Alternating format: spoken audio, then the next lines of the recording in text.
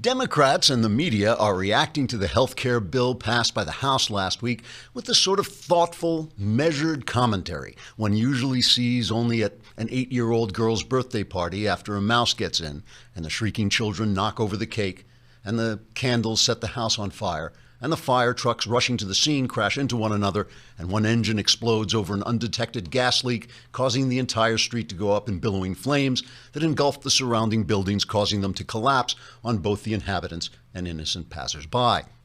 In an editorial in the New York Times, a former newspaper, Times editor Blithering Prevarication III said, quote, "Because of this disastrous Republican bill, everyone will die. Old people sitting all unsuspecting in their wheelchairs will suddenly keel over, expiring with pitiable gasps. Women forced to go into labor, just like in The Handmaid's Tale, will end their lives shrieking for mercy. Men in the prime of life will be hit by cars and crushed under construction equipment.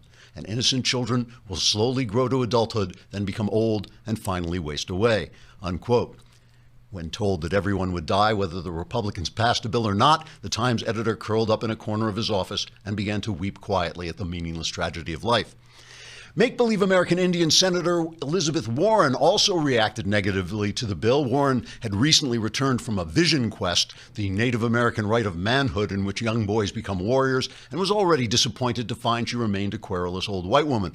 But when she heard about the health care bill, she really got upset. Warren issued a statement saying, quote, "Under Obamacare, every American could receive unaffordable health insurance, allowing them access to doctors they hated until the market collapsed and everything was in chaos.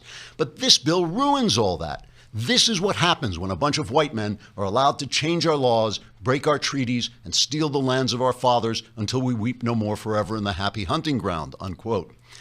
Senate Minority Leader Chuck Schumer burst into tears when the bill passed, telling reporters, quote, "The Statue of Liberty is crying because she has a statue of cancer and can't afford to go see a gigantic copper doctor for treatment," unquote.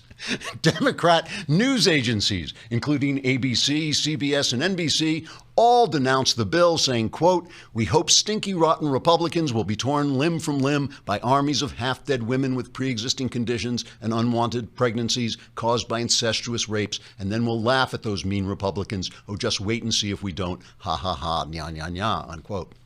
The bill hasn't passed the Senate yet and has no final form, making it impossible to know what effect it will have. But if media reports bear any relation to reality, it will be a disaster.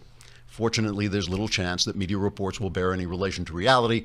They never have before. Trigger warning, I'm Andrew Klavan, and this is The Andrew Klavan Show.